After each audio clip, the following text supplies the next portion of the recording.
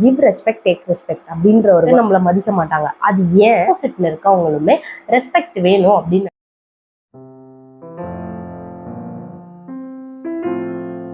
Welcome to the video friends. நான் உங்க அமிர்தா. நீங்க பார்த்துட்டு இருக்கிறது அமிர்தா வில்சன் சேனல். நம்ம சேனல்ல நம்ம இன்னைக்கு எதை பத்தி பார்க்க போறோம் அப்படின்னா ரெஸ்பெக்ட் அப்படின்ற ஒரு டாபிக்கை பத்தி தான். ரெஸ்பெக்ட் அப்படின்னும் போது கிவ் ரெஸ்பெக்ட் டேக் ரெஸ்பெக்ட் அப்படின்ற ஒரு வேர்டை நம்ம எல்லாருமே கேள்விப்பட்டிருப்போம். மரியாதை கொடுத்து மரியாதை வாங்கிக்கோங்க அப்படின்னு சொல்லி. நம்ம மரியாதை கொடுத்தாலுமே சில பேர் நம்மளை மதிக்க மாட்டாங்க. அது ஏன்? அதுக்கப்புறமா அந்த மரியாதையை நம்ம எப்படி வாங்குறது? சில பேர் அவங்களோட ஆட்டிடியூட்னால தான் அவங்கள மதிக்க மாட்டாங்க. நம்ம ஆட்டிடியூடை நம்ம எப்படி மாற்றுறது?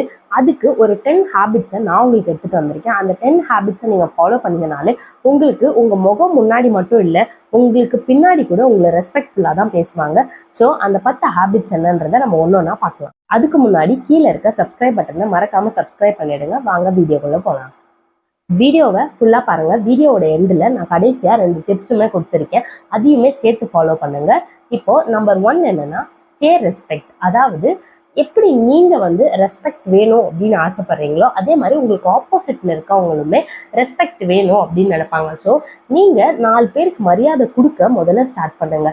நீங்களே மரியாதை கொடுக்கல அப்படின்னா உங்களுக்கு யாருமே ரெஸ்பெக்ட் பண்ண மாட்டாங்க. ஸோ நீங்கள் முதல்ல அந்த ரெஸ்பெக்டை கொடுக்கறதுக்கு ஸ்டார்ட் பண்ணுங்க.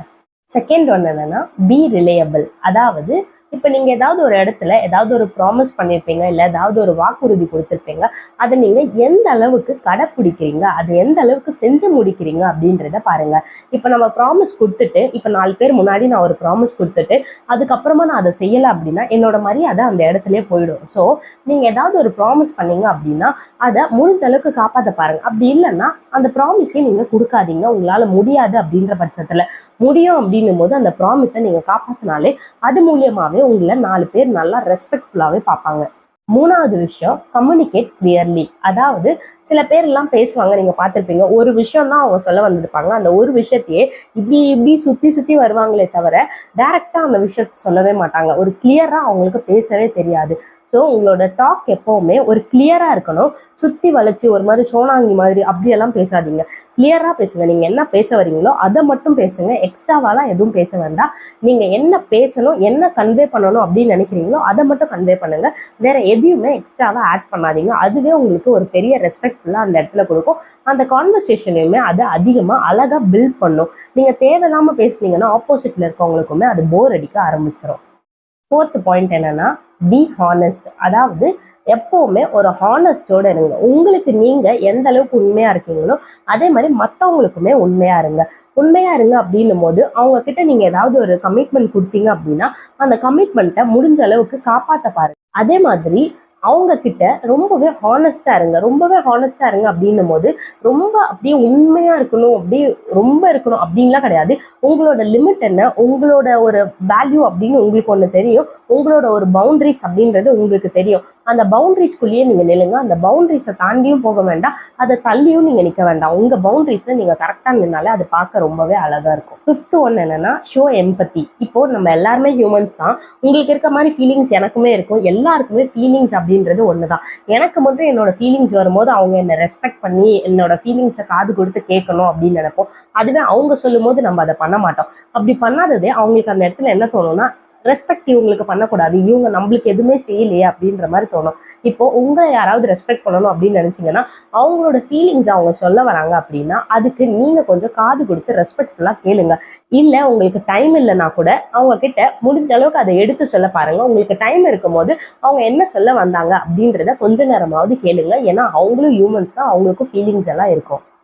6th பாயிண்ட் என்னன்னா பி கான்ஃபிடென்ட் நாட் அரகண்ட். அதாவது சில பேர் கான்ஃபிடென்ட்டா இருக்கும் அப்படின்னு நினைச்சு ரொம்பவே ரூடா நடந்துப்பாங்க. அப்படி பண்ணாதீங்க. நீங்க கான்ஃபிடென்ட்டாவும் இருக்கீங்கன்னு தெரியணும், அட் த சேம் டைம் நீங்க ரூடா இல்லை அப்படின்னும் தெரியணும். இப்போ நீங்க கான்ஃபிடென்ட்டா இருக்கேன் அப்படின்னு சொல்லிட்டு ஒரு மாதிரி பிஹேவ் பண்ணா அதுவும் நல்லா இருக்காது. நீங்க கான்ஃபிடென்ட்டா எந்தெந்த விஷயம் உங்களுக்கு தெரியுமோ அதுல மட்டும் நீங்க கான்ஃபிடென்ட்டா இருங்க. எல்லாத்துலயுமே இருந்துட்டீங்க அப்படின்னா அது அரகண்டா மாறிடும். ஸோ நீங்க எந்தெந்த விஷயத்துல உங்களுக்கு நல்லா தெரியுமோ அதுல மட்டும் கான்ஃபிடென்ட்டா இருங்க. தேவையில்லாத விஷயத்துல எல்லாம் உங்களுக்கு தெரியாது அப்படின்றதையே நீங்க ஒத்துக்க ஆரம்பிங்க. 7th பாயிண்ட் என்னன்னா பி ஓப்பன் மைண்ட். அதாவது ஒரு பெரிய மனசு அப்படின்னு சொல்லுவாங்கல்ல, சில பேருக்குலாம் அவங்களுக்கு ரொம்ப பெரிய மனசு அப்படி சொல்லுவாங்க. அந்த மாதிரி நீங்களுமே ஒரு பெரிய மனசு அந்த மாதிரி இருங்க. யாராவது உங்களுக்கு ஏதாவது தப்பு பண்ணிட்டா கூட அவங்கள மன்னிக்க ஆரம்பிங்க. அதுவே உங்களுக்கு ஒரு பெரிய ரெஸ்பெக்ட்ஃபுல்லா கொடுக்கும். இப்போ ஒருத்தவங்க ஒரு தப்பு பண்ணிட்டாங்க, அவங்கள நம்ம திட்டியோ இல்ல அடிச்சோ தான் தண்டிக்கணும் அப்படின்னு இல்லை.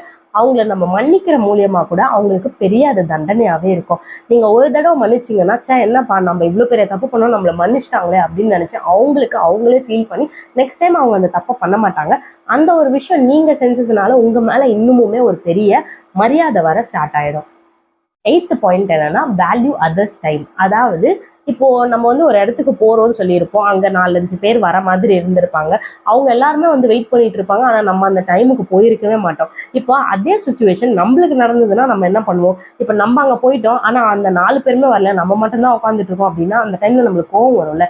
ஸோ அதே மாதிரி தான் இப்போ நீங்க அவங்களோட டைமுக்கு வேல்யூ பண்ணுங்க. இப்போ ஒரு இடத்துக்கு நம்ம ஒரு டைமுக்கு போறோம் அப்படின்னா அந்த டைமுக்கு போயிடுங்க. அதே மாதிரி ஒருத்தவங்க உங்களோட ஃபீலிங்ஸை காது கொடுத்து கேட்குறாங்க அப்படின்ற பட்சத்துல நீங்க முடிஞ்ச அளவுக்கு நல்லதையே பேச ஆரம்பிங்க. இருக்கிற சோகத்தெல்லாம் அவங்க கிட்டயே மொத்தமா கொட்டிட்டீங்கன்னா அவங்களுக்குமே அது ரொம்ப போர் அடிக்க ஆரம்பிச்சிடும். ஸோ முடிஞ்ச அளவுக்கு உங்களோட சேட் ஃபீலிங்ஸ் எல்லாம் சொல்ல ஆரம்பிங்க.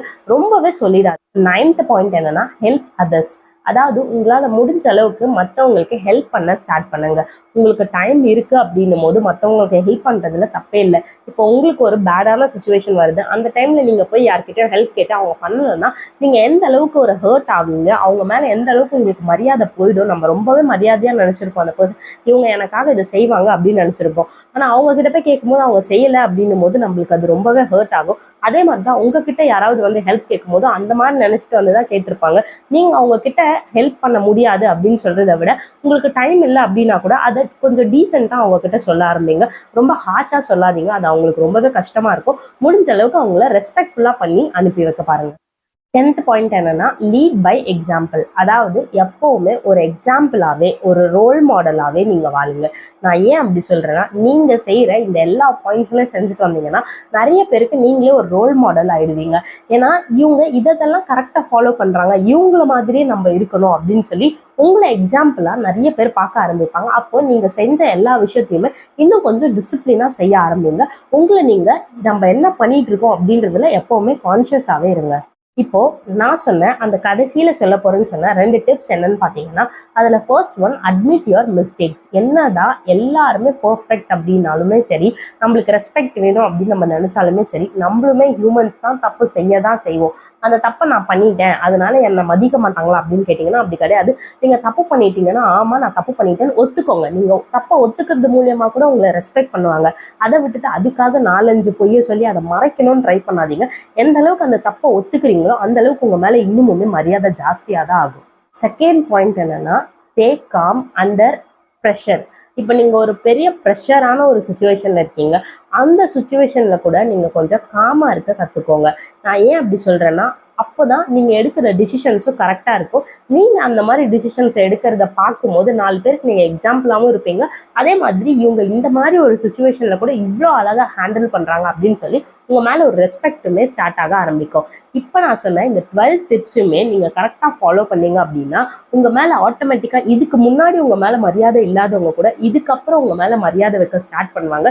ஸோ இதெல்லாம் உங்களோட ஹேபிட்ஸ்குள்ள நீங்க ஃபார்ம் பண்ண ஸ்டார்ட் பண்ணுங்க. ஸோ இந்த வீடியோ உங்களுக்கு யூஸ்ஃபுல்லா இருக்கும்னு நான் நம்புறேன். Thank you for watching this video. Stay happy, stay healthy, stay positive. Bye bye.